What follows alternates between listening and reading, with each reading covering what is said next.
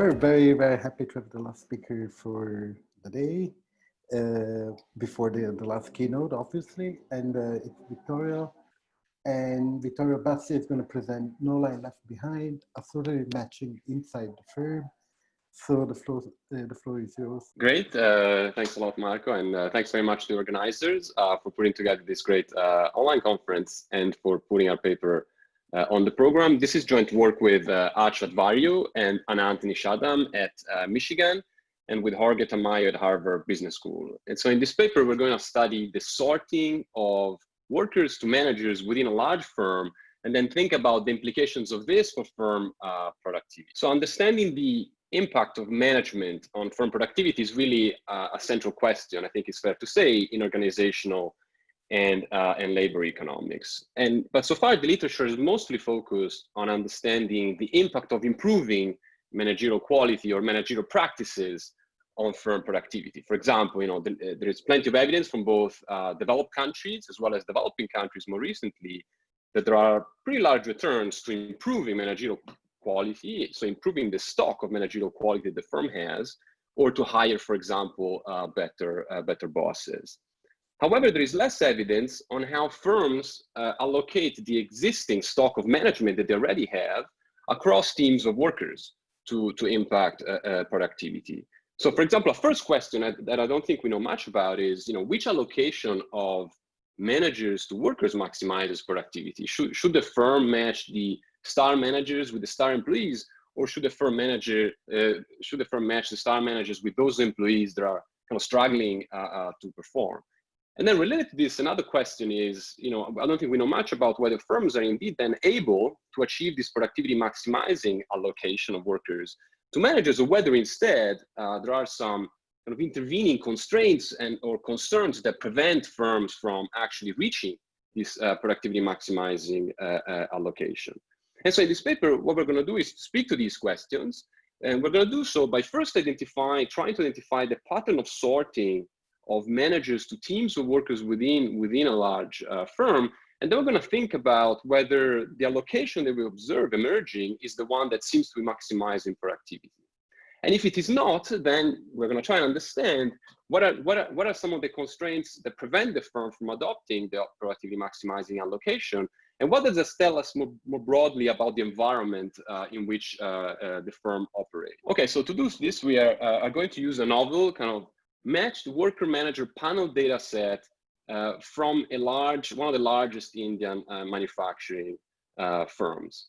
And so production in this manufacturing is organized into production lines. And so each production line is going to be managed by a manager. So that's what I mean by a manager. It's going to be the manager of the production line. And it's going to employ in the production line that employs a number of workers. And what is key for analysis is that for a period of over 3 years, we have daily data on the physical productivity of every worker on every production line. And so that's going to be our key outcomes. And also this is really a matched employer-employee data set, but within the firm. So we can follow workers across lines as they move. And so effectively we know on every day the assignment of managers to workers. And another thing that we know that is important is that we have we know that if there is mobility, and we actually document, and I'll spend quite a bit of time talking about this. We documented this quite high mobility of workers across production lines within the firm. So then the analysis is going to proceed in 3 stages. So first, we're going to use this worker manager panel data set with productivity as outcome to try and recover the pattern of sorting between workers and managers, so between workers and production lines. And so effectively, we're going to try and estimate a 2-way fixed effect model in the spirit of an AKM model. So, starting from the seminal work of Abodkar, Martz, and Margolis here, but with the productivity data as outcomes. So effectively, what we're going to try to do is to recover a measure of a manager or line fixed effect, and then a measure of a worker fixed effect, and then try to see their correlation. We're going to think that that's going to be informative of the degree of sorting in this very large factory. And then we're going to try and perform a series of tests on the underlying production technology, on the production function, to understand whether complementarities or substitutabilities between workers and managers can explain the pattern of sorting that we document. And then we're gonna then combine this worker manager panel data with a novel survey of managers that we conducted in this factory, and with details on the buyers, international buyers that place orders at these firms and the nature of these orders, to try and understand a bit more what are some of the constraints, or in general, the concerns that drive the decision of the firm to allocate workers to production lines in a certain way, and what does that tell us about, again, the constraints the firm operates under.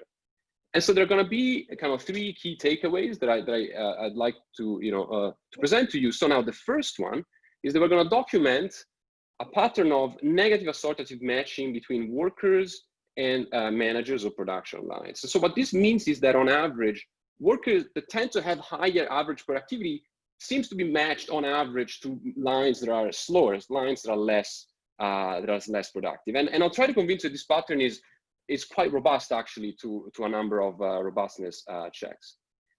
And then our analysis of the production function is gonna reveal that the shape of the production function doesn't seem to be the explanation for this pattern of negative assortative matching, in the sense that, if anything, we documented the production function is super modular between worker and manager types, which should, if anything, push towards positive assortative matching as the optimal in a productivity sense, not necessarily in a profit sense, but optimal in a productivity sense allocation. So it can't be that. And so to then try and understand a bit what's going on, then here we bring in the survey of managers and the data on the buyers and the orders they place. And this shows quite clearly, at least to us, and I'll try to convince you, that the nature of supply chains, and in particular constraints that the firm faces in relationships with buyers, actually can be an explanation for the pattern of negative assortative matching.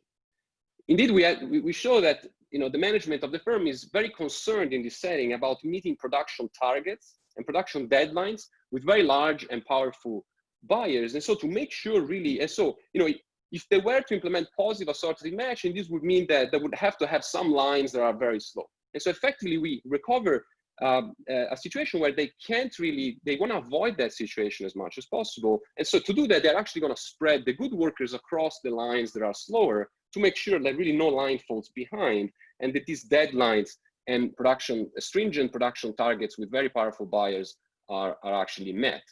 But however, in doing so, we kind of produce a counterfactual exercise that shows that in doing so, the firm is deviating from the optimal, from a productivity sense, optimal allocation.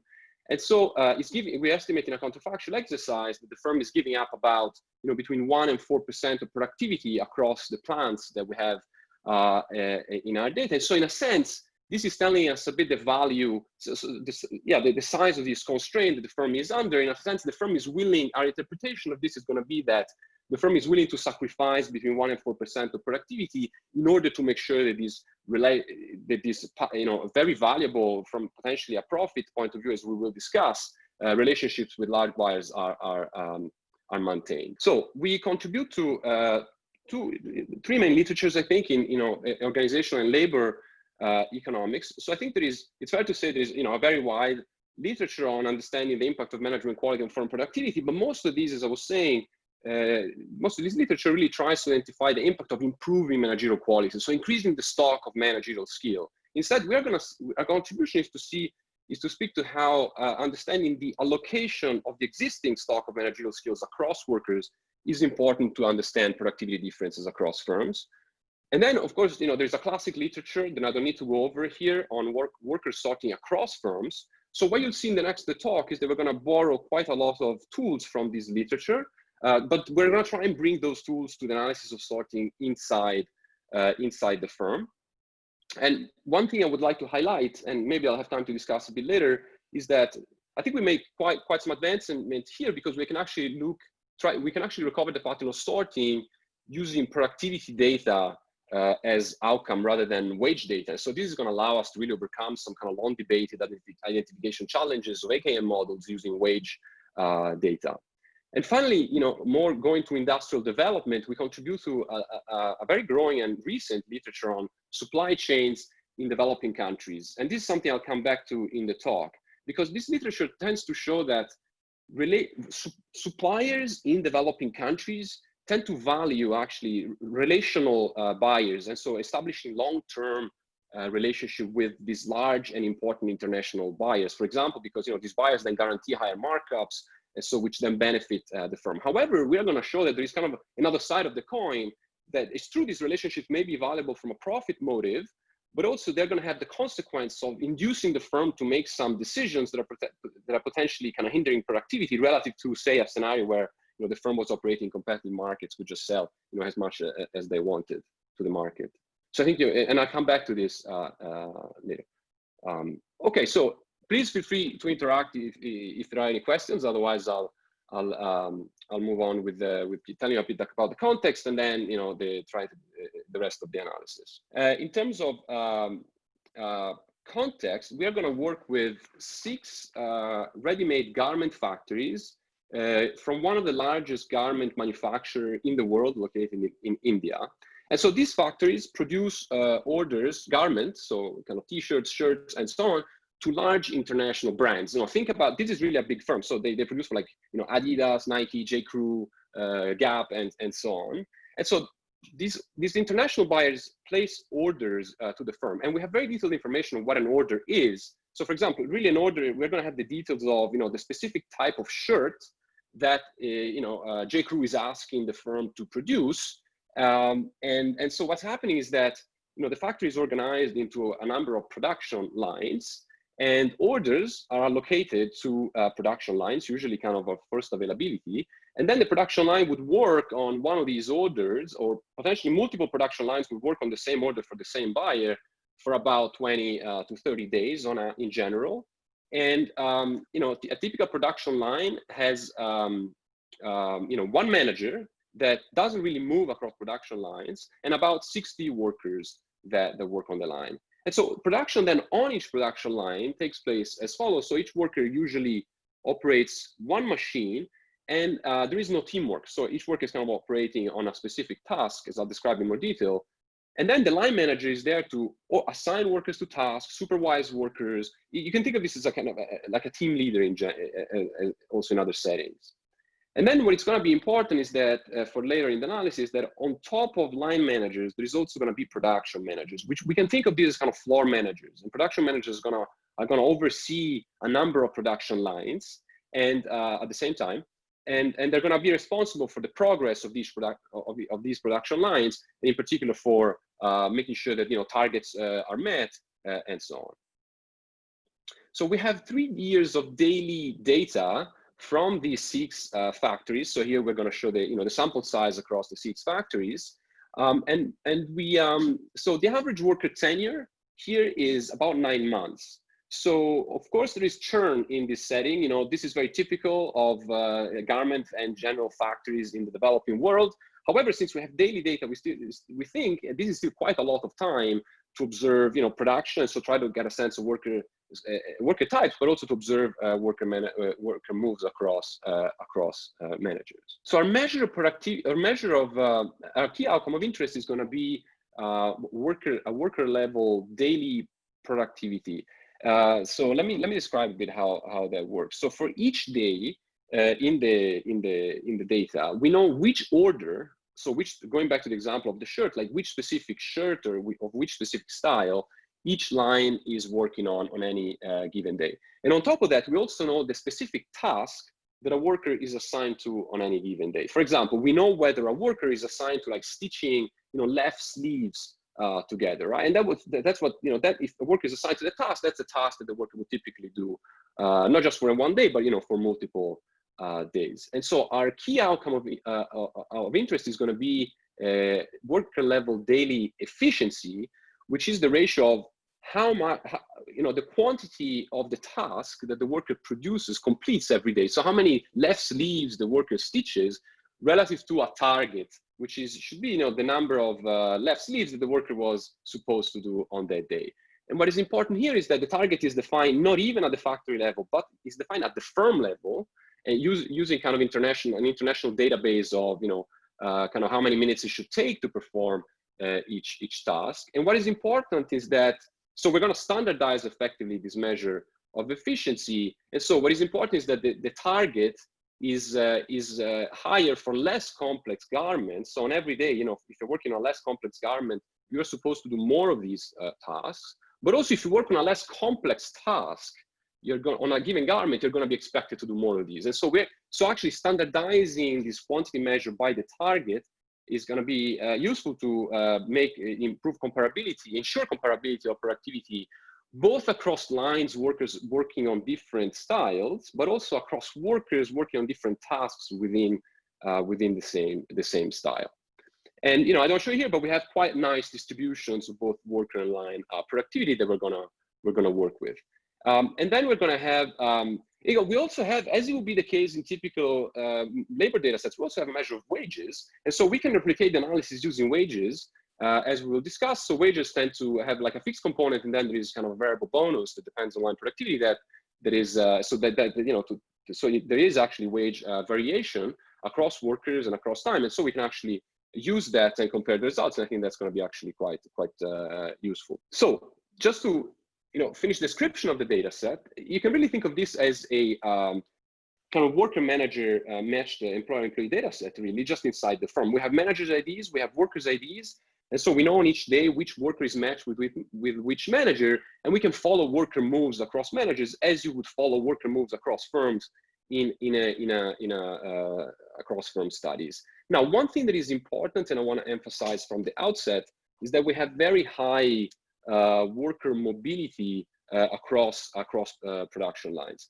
And this is perhaps, less surprising, given that we have data inside the firm. So it shouldn't be that complicated potentially to move a worker from, one line to a line that is sitting literally 15 meters away or 10 meters away.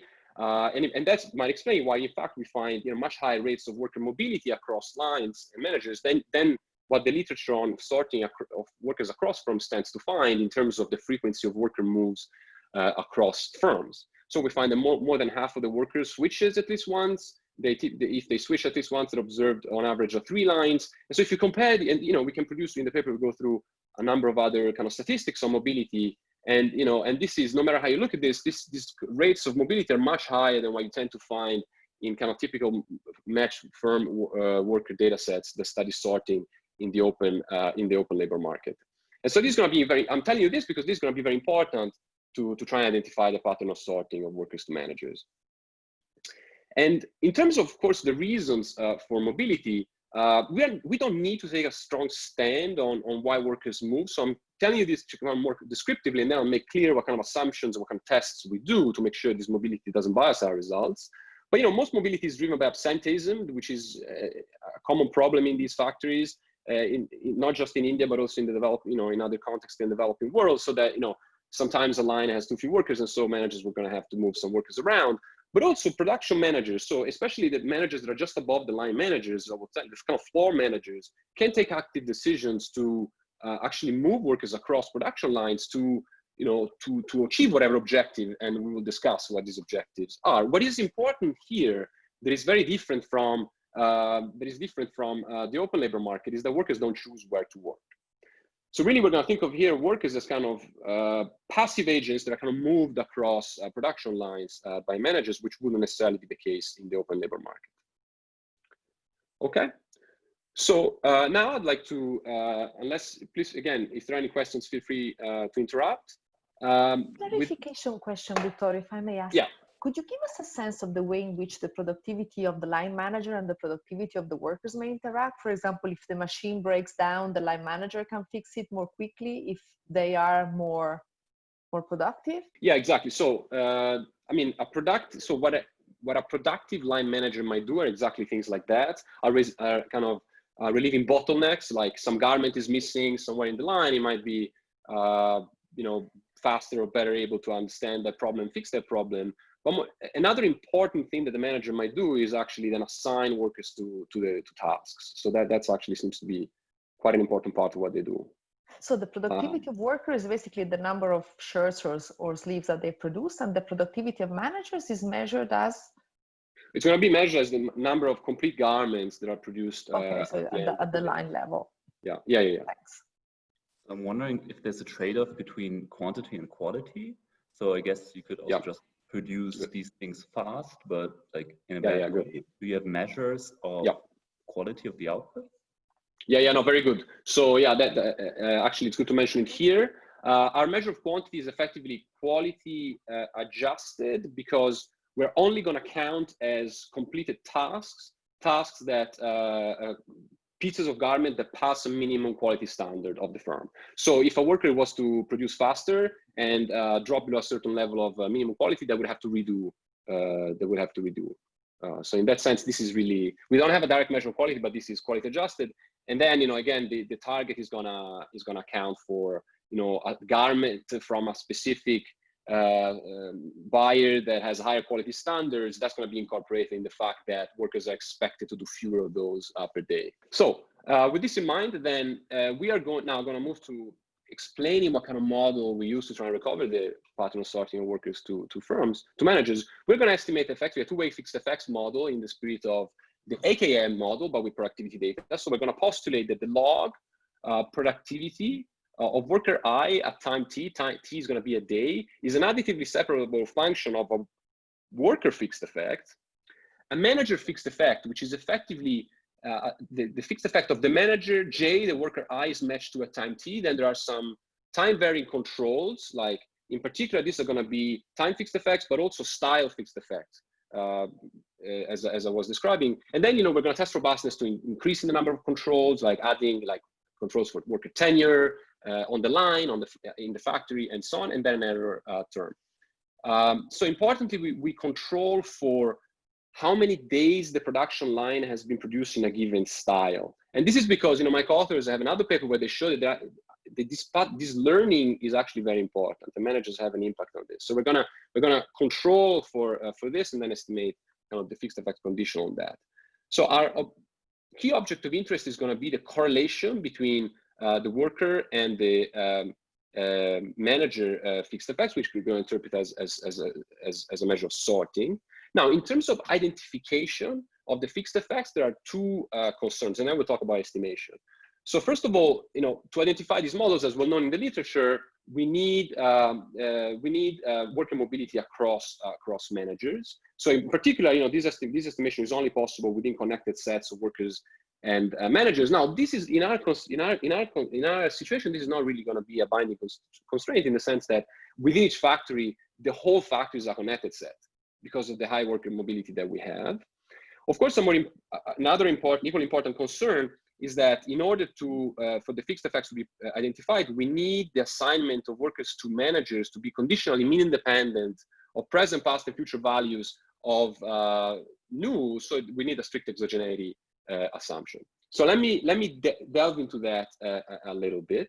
So we're going to follow here. We're really going to follow the literature. We're going to follow the treatment of these problems in some of David Card's papers. And so we're going to postulate the error term is going to be composed by a match-specific component eta, which is basically a comparative advantage component. It's saying that conditional on the fixed effects, there is going to be the worker I might be particularly productive when matched to a particular manager j.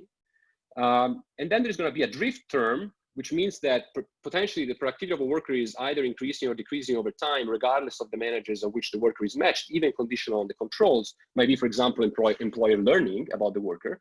And then there is a true kind of productivity shocks. Think about, the worker sometimes is more productive on a given day than another day, but this is not really systematic components. So any sorting based on any of these components would bias the estimation of the worker identification of the worker manager's fixed effects. For example, clearly, if managers and workers are sorting on comparative advantage, that's going to make it hard to identify the worker manager fixed effects separately. But also, if workers, for example, are moving based on the trend C. So, for example, suppose that workers that are doing particularly well at a given line are more likely to be moved to a better line.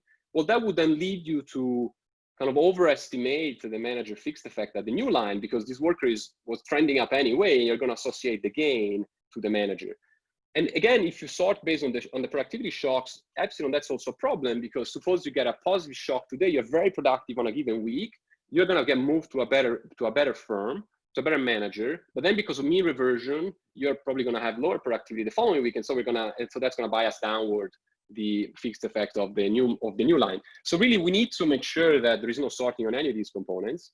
Now, what I want to make clear, of course, is that the strict exogeneity assumption is not violated by moves based on the fixed effects. So indeed, that's exactly what we want to recover. So if workers of a given type are more likely to move to managers of a given type, that's totally fine. It doesn't, as long as the moves don't depend on the observed component, that's actually the pattern of sorting they want to identify. So I don't have time to go into details here, but I just want to give you the flavor of what we do to try and make sure that these assumptions are validated in our context. So basically, again, nothing new here. We're going to follow the literature, but bring in all these kind of tests for exogeneity of the moves to the within firm scenario.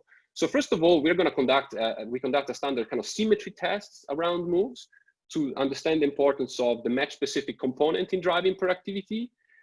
So here the idea would be that if moves depend on comparative advantage, what you would expect is that when a worker moves, her productivity should increase, right? Because if workers are going to managers where they're particularly productive, their productivity should go up in general. So there should be an average premium for movers. We don't find that doing an event study around moves. If anything, we find that if you move to a lower productivity line, the productivity of the worker tends to decline.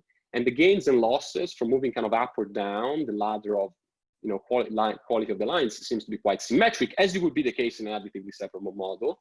We then compare, if you're worried about these match-specific components, you would expect then that a fully saturated model where we include a fixed effect for every manager-worker combination should fit the data much better, and we don't find that.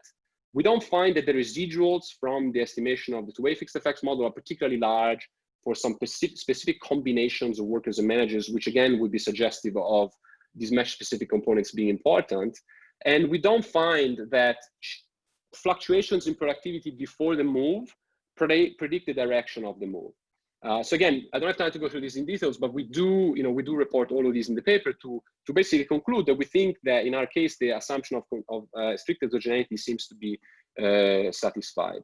Okay, so with that in mind, I can discuss kind of the main results from the sorting model, and then I'll discuss a little bit about robustness of these. So let's focus on column 1 to begin with. These are, here we present variance decompositions, but the key thing I want to focus on is the last row, which reports the correlation of the worker and manager fixed effects. So our estimate in the baseline model is negative, and it's minus 0.160, which what this means that on average, higher ability workers tend to be observed at lower productivity lines. And then, of course, now before moving on, I want to spend just a minute or two discussing, about robustness of these results, because, one important concern with estimation, forgetting about, even if the model is identified now, in terms of estimation, there are some key concerns related to measurement error. And so in particular, if we believe that if the sample is small, if there is limited mobility of workers across production lines or firms, the fixed effects might be estimated with error, and the problem might actually lead to the correlation between worker and manager fixed effects to be negatively biased. Okay, so we address this in a number of ways. Now, first of all, as I said, we believe we have much higher mobility. We've shown that we have much higher mobility than in across-firm studies. Our lines are large, they have 60 workers, they see a lot of churn, a lot of movements. So we don't think limited mobility bias should be a concern. And consistently with that, we find that our results are very robust to a number of different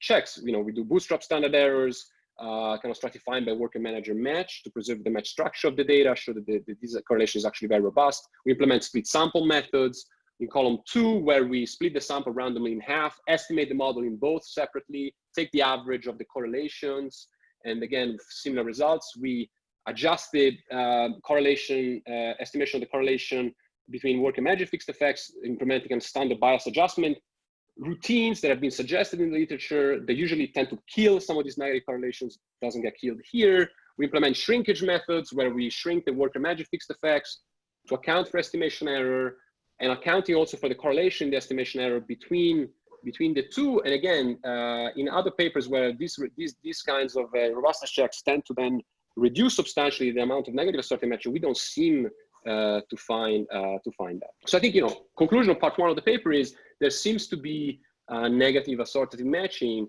between workers and production and production lines. Okay, so Marco, how much time do I have just to plan?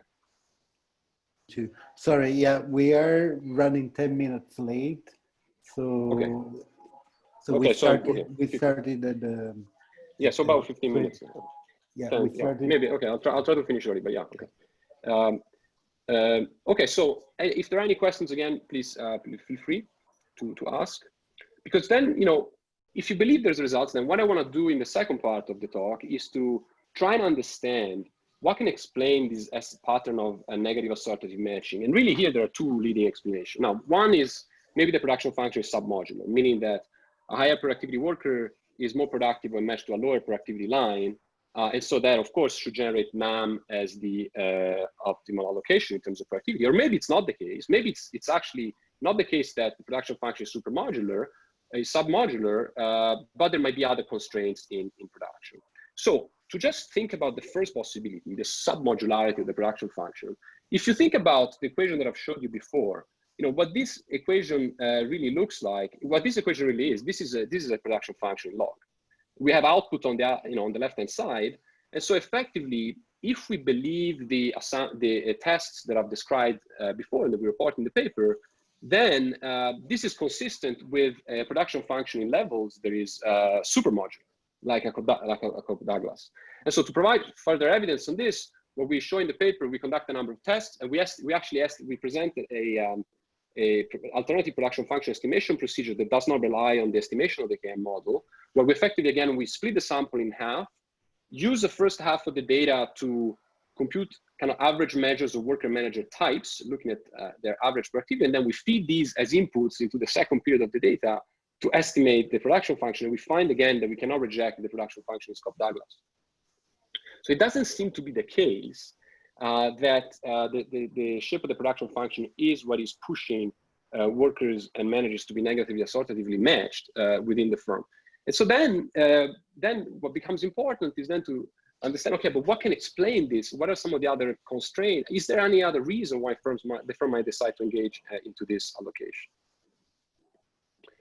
And so then to kind of shed light on this, we kind of turn to the theory of matching a little bit. And so as reviewed nicely by Yannick Out in his review paper, if teams, in a situation where the production function is supermodular, so where high ability workers more productive when matched to a high ability manager, if teams are competing, we should expect a positively assortative matching to emerge as the outcome of the assignment process. However, even if the production function is supermodular, we might expect a NAM to emerge if the central planner, in this case the firm the management of the firm, internalizes the externalities imposed by the most productive teams to the least productive teams. So this would be the case if somehow the firm cares about all lines meeting a minimum productivity constraint. So if it's costly for the firm to have some lines that fall behind and are slow in completing these orders, then the firm might decide to sacrifice some productivity at the high end and take some high productivity workers to kind of compensate for that by matching them down the ladder of firms.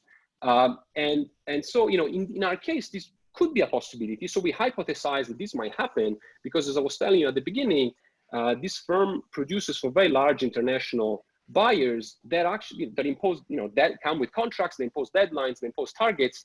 And so effectively, if this could be the fact that the firm is facing these stringent deadlines and targets might be an explanation for why the firm can't really afford leaving some lines slow and some lines very fast. And so to really provide more direct evidence on whether this is what is happening, we conduct a survey of the 80 production managers that are working in these factories. And we use the buyer data from the orders placed by these large international buyers. So the first thing that comes out, so let's first talk about the survey. So we asked managers about what kind of constraints or concerns they have in production. And so here we're gonna rank them from 0 to 5, with 5 being more worried. And the thing that comes out is that managers report as the most important concerns that they face meeting production deadlines with buyers, and actually they're very concerned about buyers not paying for their orders on time. And these concerns are even more important than worker line absenteeism, which, as I've shown you, there's quite a lot of absenteeism, and so this is already kind of a constraint. So this is telling us the managers do think that actually targets are meeting targets is something that is worrying them. And so to provide a bit more direct evidence on why that is the case, then we followed up with a number of questions asking, what's happening if you don't meet a deadline with the buyers? And about 50% of the managers are telling us that even from missing one order deadline, there would be a monetary loss to the firm. 30% of the managers believe there would be even a risk of losing the customer altogether from falling behind on one order.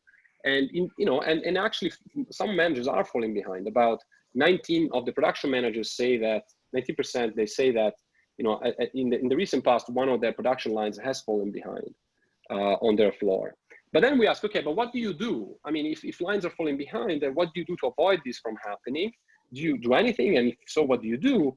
And 90% of the managers say, well, we would move workers around to prevent that. And we do that when that happens. And strikingly, I mean, we ask, okay, but who do you move? And they say, 97%, pretty much everybody says, we would move the good performers to the slow lines. And nobody, would move workers in the other way. But so, I mean, if you this survey is this is exactly the pattern of mobility they would expect in a negative assortative matching situation. And then we also find some suggestive evidence that I'm always like hesitating whether to show, because it's a graph with 6 points, but this shows that on the x-axis we have the correlation of the worker and manager fixed effects, and each point is a factory. And so you tend to see that in factories where the negative assortative matching is larger, so more negative, we tend to have more the concerns about meeting deadlines seem to be larger. But I don't want to push this because it's only 6 points. But so that's that's what the manager survey revealed. So consistent, the negative assortative matching seems to be consistent with the presence of these underlying constraints. Yes. I mean, are they? I mean, I presume that they would be taking into account the possibility that some workers and worker manager combinations and lines would be slower. So, I mean, given that they've kind of already taken that into account, what does it mean? I mean, does it mean that by saying somebody is slow, does it mean that like somebody is slow on absolute level or slow compared to what they had expected them to perform? I'm just not, yeah. I think in general, so here again, our phrasing on the questions and the model is going to look at averages, so average productivity. So, there are some lines where workers on average less productive. And so you're going to try and get some higher productivity worker to move there. So that's what we mean. So we're not going to think of managers responding to a worker on a particular day is particularly unproductive, and so we're gonna move. So we think of these as kind of average patterns. Another thing that is hard, I think, for the firm to do is to pre-compose teams and then assign orders optimally to these teams. Because orders come like all the time, and so we have evidence that it's hard for firms to optimally allocate orders across production lines, right? So whichever production line is free at a certain time, they're going to receive an order, and so you have to make sure you can't just keep very slow production lines, because if they end up producing for a very large buyer, then you're in trouble. So that's kind of our interpretation of the results.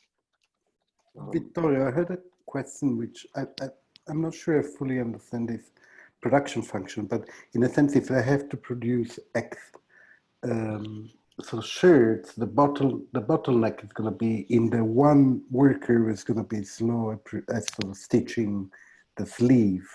So in a sense, it seems that the productivity of workers within production lines should be highly correlated, and that seems the real.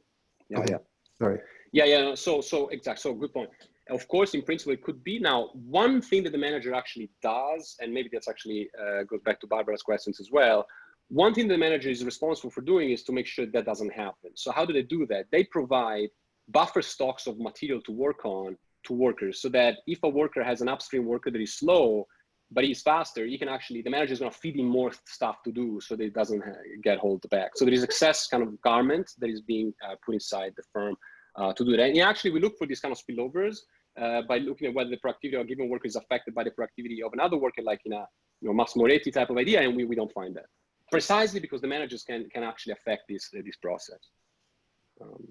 So we really don't think, so that goes against like the idea of teamwork here, idea of spillovers being important.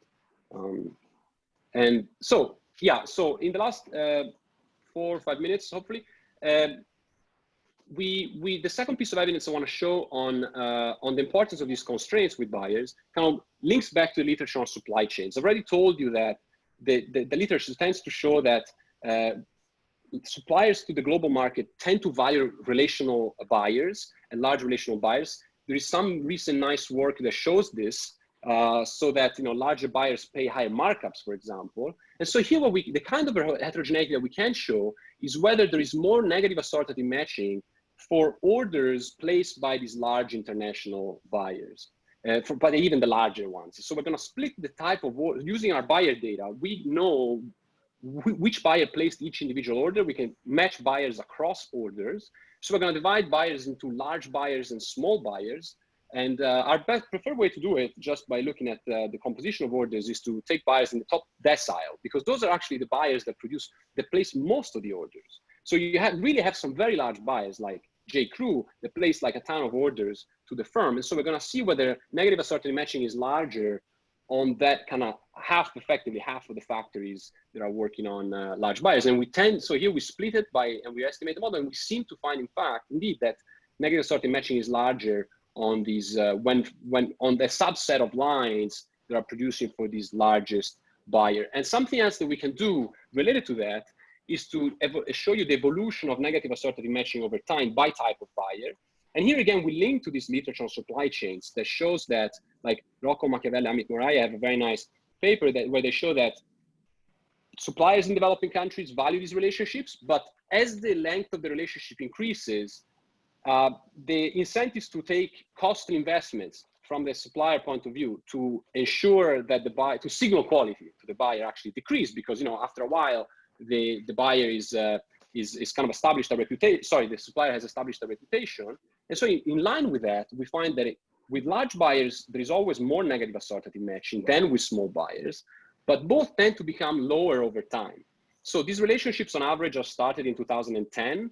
And so we see that as we, 3, 4, 5 years after these relationships are established, it really seems the negative assortative matches seems to become smaller, which is again consistent with the results of the literature on supply chain relationships.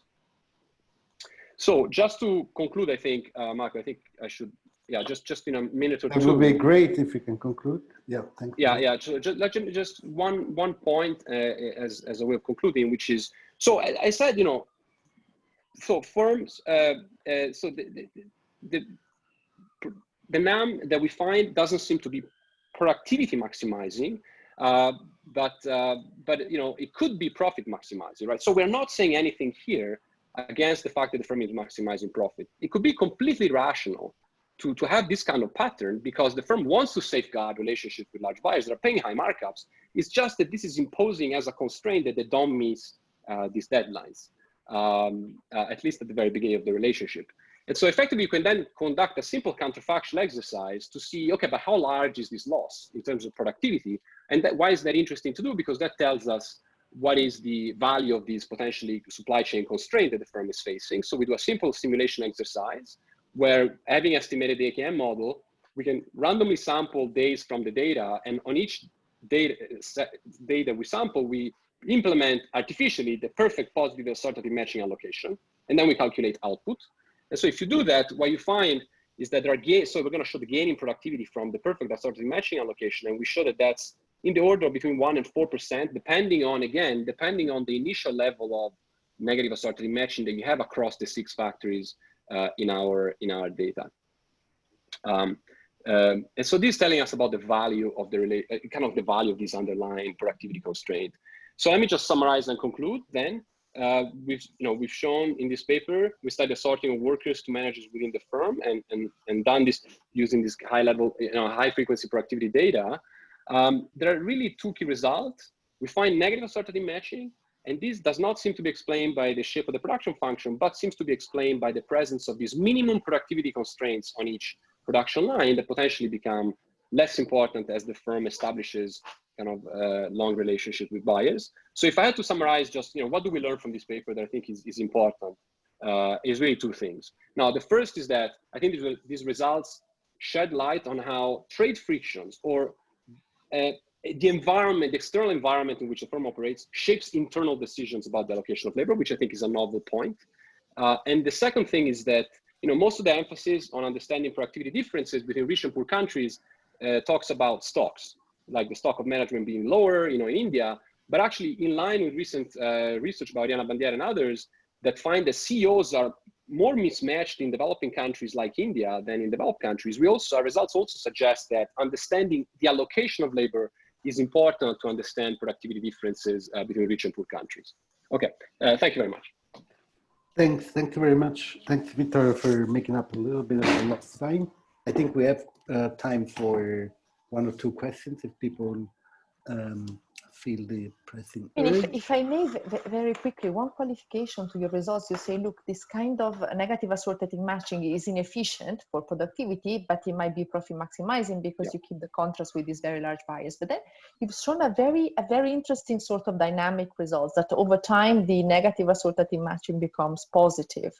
I mean, this can tell you that in the short run, the sort of inefficient productivity result might actually be efficient in the long run, because the inefficiency today allows you to stick to the large buyer to make the match sort of permanent, so as to move to that sort of part of the graph where the matching becomes positive. So it's as if to say that you backload the productivity gain to the future. No, absolutely. I think that's a very nice way of kind of explaining that and noting that result. Yes, absolutely. So it's in line with the literature, where they should, these investments tend to occur early on precisely to safeguard these relationships and kind of lock the buyer and the seller together. So absolutely. Because this doesn't only affect profit, it also affects productivity. So if you care about efficiency in the long run. As well, because it does seem to turn positive towards the end. Vittorio, also a quick question. These sorry, there's music coming through. So I really thought the mechanism you're highlighting, which is underperforming, is extremely costly, and so they might well sort of lose on average, other than sort of suffering the loss. I think that's super interesting. But I was expecting you to use more variation in the orders coming in order to identify that effect, rather than sort of discerning between, large buyers and small buyers. So is that something that's preventing you from doing that? No, I mean, in principle, we could push it further. So you were thinking something like playing with the actual deadlines, or? Yeah, like a big order coming in, and So one thing that we've looked at is when the moves happen, because you might think, okay, well, the moves might happen as we get close to the deadline, and so we realize the line is falling behind, so we move all the work, the good workers there. So what we find there is that most of the moves tend to happen at the beginning of the order, and the reason for that is that going back to the papers that my co-authors have, there is very steep learning going on. So it's very hard to move a worker to a different production line like 2 weeks in or 3 weeks in, because then they're like, they haven't learned a new style, and they would then be, so there is this kind of learning kind of gradient. And so in that sense, that's what we've done, and we see moves happening at the beginning of the line. So we looked a little bit at whether there would be kind of ramping up of moves towards the deadlines, but we don't see that. All right, so I think we can conclude now. Thanks very much, Vittorio, for a very interesting talk. Thanks to all participants in this session.